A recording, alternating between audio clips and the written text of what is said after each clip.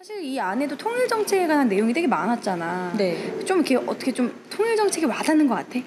그러니까 저는 일단 이런 공간이 처음이기도 하고 사실 많은 걸 보긴 했는데 아직 좀 머릿속에서 정리가 되긴 아직 좀 어려운 것 같아요. 그런 안개 속인가? 네, 약간 제 마음입니다. 지금 안개같이. 아, 이게 사실 좀 통일 정책이 워낙 또 많다 보니까 네. 아, 이게 뭐 어떤 거지? 약간 좀 헷갈릴 수도 있어요. 그렇다면 내가 알기 쉽게 설명해 줄게. 좋아요. 2019년 통일정책, 평화와 번영의 한반도에서 누릴 경제적 혜택, 과연 어떤 게 있을까? 평화가 경제다. 많이 들어보셨죠? 신경제공동체, 3대 경제벨트. 이게 도대체 뭐지? 나한테 도대체 얼마나 이득이 있는 거야? 와닿지 않으신다고요? 제가 그럼 차근차근 설명해 드릴게요. 첫 번째, 한강하구를 이용하기 위한 공동 수로조사가 있습니다. 이게 뭐냐면요, 한강하구는요 원래 이용을 할 수 없는 곳이었어요. 왜냐면 남한과 북한의 접경지대이기 때문에 민감수역이다 해가지고 이곳을 사용하지 못했죠. 여기는 바다와 강이 만나는 지역이었기 때문에 생태계 보호이며 수많은 어업자원과 관광으로도 아주 유리한 곳이거든요. 자, 여기 보시면은 강화도 주변에 한강, 임진강, 조강 이런 강들을 모두 이용할 수 있는 거죠. 김포와 강화도, 교동도 주변의 한강 하구를 최초로 공동 수로조사를 하게 됐습니다. 이곳은 1953년 정전협정의 이후로 최초인 것이죠. 그럼 그동안은 이곳을 경제적으로 이용을 못하고 있었던 것입니다.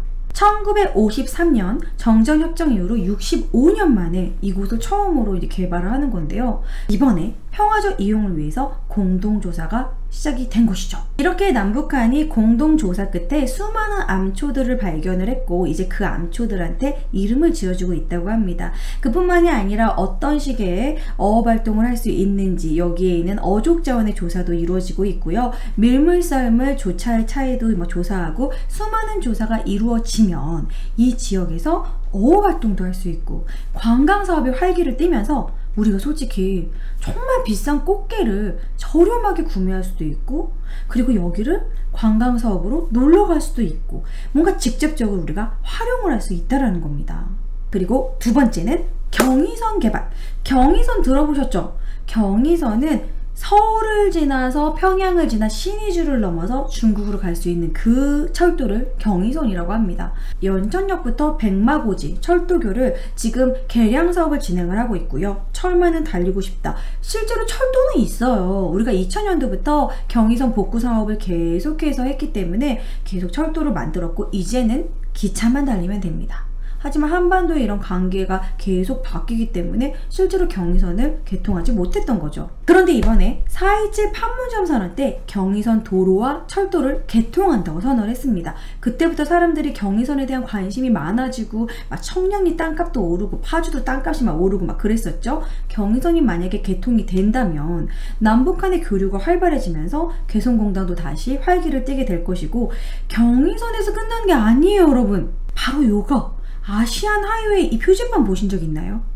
일본에서 한국, 중국, 인도, 터키까지 아시안 하이웨이 표지판이 지금 있습니다. 자, 이렇게 대표적인 노선을 보여드릴게요. 일단 일본 도로는요. 자, 서해 쪽으로 가가지고 평양을 지나서 신의주를 지나 베이징에서 쭉 밑으로 내려와서 중국 남부를 관광을 하고 동남아시아를 지나서 베트남을 지나 인도까지 가서 카레 먹고 그리고 이제 카자흐스탄, 우즈베키스탄 지나가지고 터키까지 가서 이스탄불 들렸다가 동부유럽까지 갈 수 있고요. 그리고 6번 도로는 저기 동해 쪽으로 가서 부산에서 원산을 지나서 블라디보스토크를 찍고 하얼빈을 지나서 안중근 의사를 생각하면서 지나서 이제 시베리아를 쫙 지난 다음에 모스크바를 지나 동유럽까지 갈 수 있습니다. 솔직히 그럼 이렇게 된다면 기차를 타고 우리가 세계 일주를 할 수 있는 거예요. 우리가 솔직히 신대륙 빼고는 기차를 타고 다 갈 수 있습니다. 밑에 아프리카도 갈 수 있고요. 유럽 지방도 갈 수 있는 거예요. 서울에서 파리까지 갈 수 있다는 얘기입니다. 유럽 여행 한번 가면은 거의 한 3,400은 최소한 들잖아요.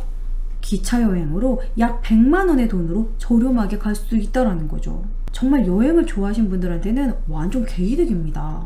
세 번째는 남북 교류 협력을 통해서 수많은 일자리가 창출된다는 겁니다. 그리고 파주 지역에 가면 자유로가 있어요. 그럼 자유로를 쭉 타고 그 끝에 뭐가 있습니까? 바로 개성공단이 있죠. 이제 개성공단이 오픈하면 여러분들 일자리가 개성공단이 될 수도 있는 거예요. 평화의 날이 오면 수많은 공단들이 생길 것이고, 그리고 그곳에 많은 관광자원이 있지 않습니까? 거기에 또 우리 청년들이 가서 일자리를 얻을 수도 있는 거죠. 조금 더 구체적인 지표를 보여주도록 하겠습니다. 자, 여기 보면 일단 인구가 늘어나죠. 생산 가능 인구 비중도 늘어납니다. 그리고 명목 GDP를 예상한 결과 훨씬 더 늘어날 것이고, 문화재도 많아집니다. 그리고 스포츠에도 경쟁력이 생겨요. 북한에 또 금메달 많이 따는 거 다 합치면 우리가 종합 10위권에서 5위권이 됩니다. 그뿐만이 아니라 전체적인 국가 신용도도 높아지고, 그러면서 국력도 14위에서 10위로 껑충 오를 수 있다는 거죠. 이렇게 기본적인 통일정책을 경제적인 부분에서 한번 3가지를 설명해 봤어요. 어때요? 좀 이해가 되나요? 이제 이해가 됐어요. 네, 약간 이제 구체적인 이런 남북관계의 변화가 약간 좀 이해가 되는 것 같아요.